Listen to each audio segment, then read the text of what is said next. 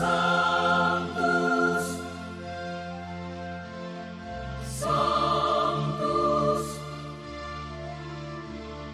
Sanctus Dominus Deus Sabaoth.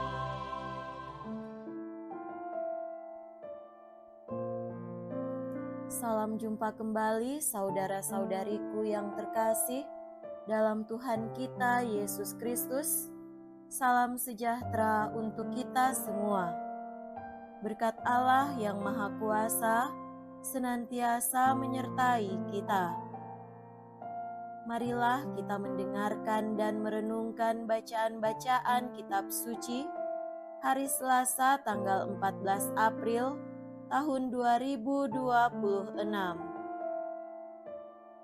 Dalam nama Bapa dan Putra dan Roh Kudus. Amin. Bacaan pertama dari Kisah Para Rasul bab 4 ayat 32 sampai 37. Kumpulan orang yang telah percaya akan Yesus sehati dan sejiwa, dan tidak seorang pun yang berkata bahwa sesuatu dari kepunyaannya adalah miliknya sendiri, tetapi segala sesuatu adalah kepunyaan mereka bersama. Dan dengan kuasa yang besar, rasul-rasul memberi kesaksian tentang kebangkitan Tuhan Yesus, dan mereka semua hidup dalam kasih karunia yang melimpah-limpah. Di antara mereka tidak ada seorang pun yang berkekurangan, karena semua orang yang mempunyai tanah atau rumah menjual kepunyaannya itu, dan hasil penjualan itu mereka bawa dan mereka letakkan di depan kaki rasul-rasul, lalu dibagi-bagikan kepada setiap orang sesuai dengan keperluannya. Demikian pula dengan Yusuf, yang oleh rasul-rasul disebut Barnabas, artinya anak penghiburan, seorang Lewi dari Siprus. Ia menjual ladang miliknya, lalu membawa uangnya itu dan meletakkannya di depan kaki rasul-rasul. Demikianlah sabda Tuhan. Syukur kepada Allah.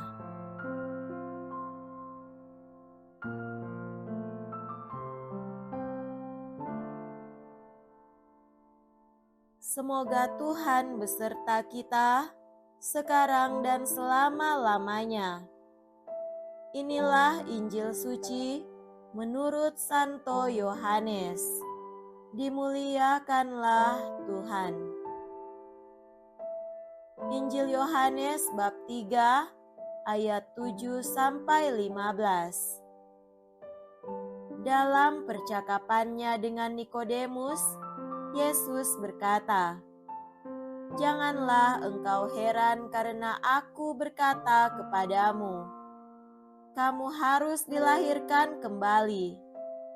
Angin bertiup kemana ia mau. Engkau mendengar bunyinya, tetapi engkau tidak tahu dari mana ia datang atau kemana ia pergi. Demikianlah halnya dengan tiap-tiap orang yang lahir dari Roh." Nikodemus menjawab, katanya, "Bagaimanakah mungkin hal itu terjadi?" Jawab Yesus, "Engkau adalah pengajar Israel, dan engkau tidak mengerti hal-hal itu. Aku berkata kepadamu, sesungguhnya kami berkata-kata tentang apa yang kami ketahui, dan kami bersaksi tentang apa yang kami lihat, tetapi kamu tidak menerima kesaksian kami. Kamu tidak percaya waktu aku berkata-kata dengan kamu tentang hal-hal duniawi, Bagaimana kamu akan percaya kalau aku berkata-kata dengan kamu tentang hal-hal surgawi? Tidak ada seorang pun yang telah naik ke surga selain Dia yang telah turun dari surga, yaitu Anak Manusia.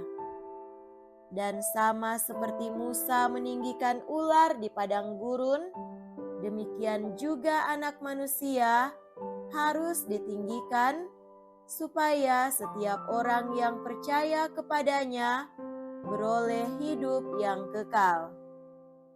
Demikianlah sabda Tuhan. Terpujilah Kristus.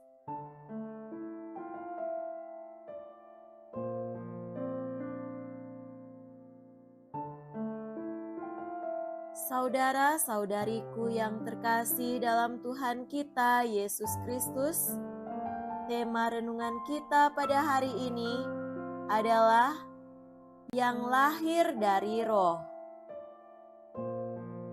Pada Selasa pekan kedua Paskah ini, kita mendengar Injil Yohanes tentang percakapan Yesus dengan Nikodemus bahwa kamu harus dilahirkan kembali. Angin bertiup kemana ia mau. Engkau mendengar bunyinya, tetapi engkau tidak tahu dari mana ia datang atau kemana ia pergi. Demikianlah halnya dengan tiap-tiap orang yang lahir dari Roh.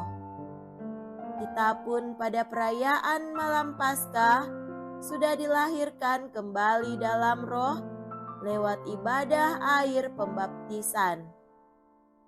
Bagaimana itu tampak secara lahiriah tidak kentara, bagaikan angin yang tidak kita ketahui dari mana datangnya dan kemana perginya. Sama seperti angin yang bertiup, kita baru mengalaminya dengan melihat benda-benda yang digerakkannya dan akibat yang ditimbulkannya. Saat angin badai melanda, kita melihat pepohonan berlenggak-lenggok. Sesudah anginnya reda, terlihat mana pohon yang masih tegak berdiri, mana yang sudah rebah ke tanah. Saudara terkasih, demikian juga pengalaman umat Kristen perdana yang baru saja menerima anugerah Roh Paskah melalui pewartaan dan penumpangan tangan dari para rasul. Persekutuan hidup kelompok kecil ini begitu mengesankan di tengah masyarakat setempat, sehingga penulis Kisah Para Rasul menegaskan kekagumannya demikian. Kumpulan orang yang telah percaya akan Yesus sehati dan sejiwa. Persekutuannya begitu memukau karena di antara mereka tidak ada seorang pun yang berkekurangan. Padahal kelompok itu kebanyakan tergolong orang miskin, pelayan rumah tangga yang hidupnya pas-pasan, bergantung pada penghasilan harian belaka. Toh di antara mereka hiduplah semangat belas kasih, yaitu tidak seorang pun yang berkata bahwa sesuatu dari kepunyaannya adalah miliknya sendiri, tetapi segala sesuatu adalah kepunyaan mereka bersama.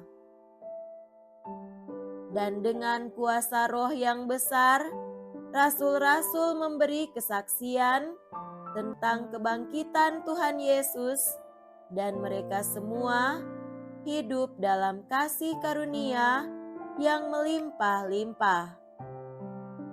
Roh Paskah membimbing orang untuk melihat hidup secara baru, dan bagi kelompok Kristiani perdana ini, mereka dimampukan untuk mencermati apa yang memang dibutuhkan dalam kehidupannya dan apa yang merupakan keinginan untuk memperoleh yang lebih dari yang dibutuhkan bagi dirinya dan apa yang menjadi pergulatan hidup sahabat-sahabat seimannya.